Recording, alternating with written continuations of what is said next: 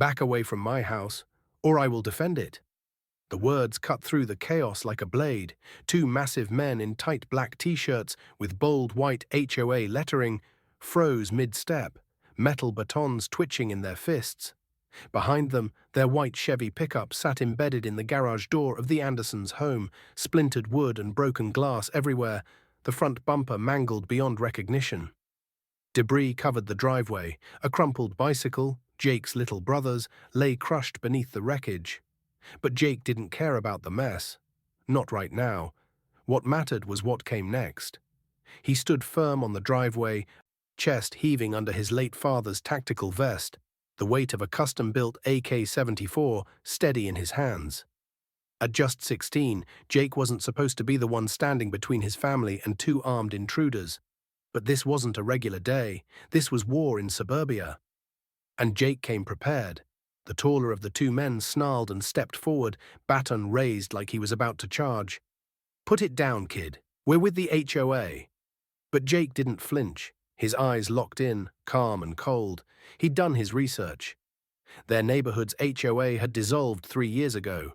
There was no board, no enforcers, no jurisdiction. And definitely no reason for two muscle-bound strangers to ram a truck into their garage and threaten his family. "You're not with the HOA," Jake said flatly. "I know everyone who ever served. You're not them." The thug hesitated, and that's when the shift happened. For the first time, Jake saw it, the fear in their eyes. These men had expected a frightened family, not an armed teenager with military precision, and behind Jake, inside the house, his mum was whispering frantically into the phone with 911. The dispatcher sounded doubtful. "A fake HOA? And your son's armed?" It sounded ridiculous. Until they saw the truck. Just 2 days earlier, Jake's mom had found a letter taped to their front door in all caps. "Final warning, HOA compliance required. Remove non-standard bicycle ramp or face consequences." Jake had built that ramp himself for his younger brother Mason, who was born with a deformed leg. That ramp let Mason ride his bike like every other kid on the block. It made him feel normal, and Jake swore he'd never let anyone take that away from him.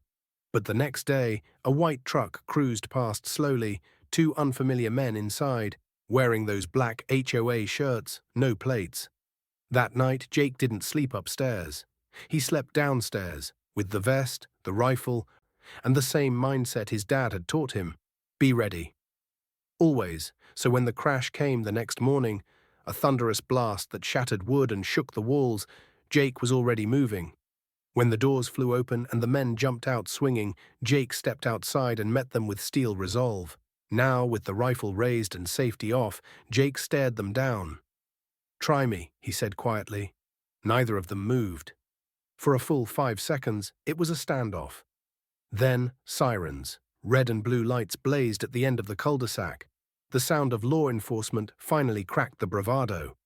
"Go! Go!" one of them screamed, bolting for the busted truck. But it was too late. The vehicle wouldn't start. Too much damage.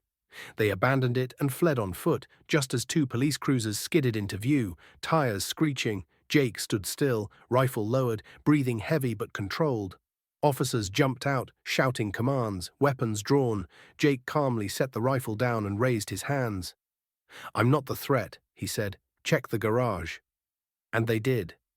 Inside the truck was evidence, not just of vandalism, but of a full-blown harassment operation.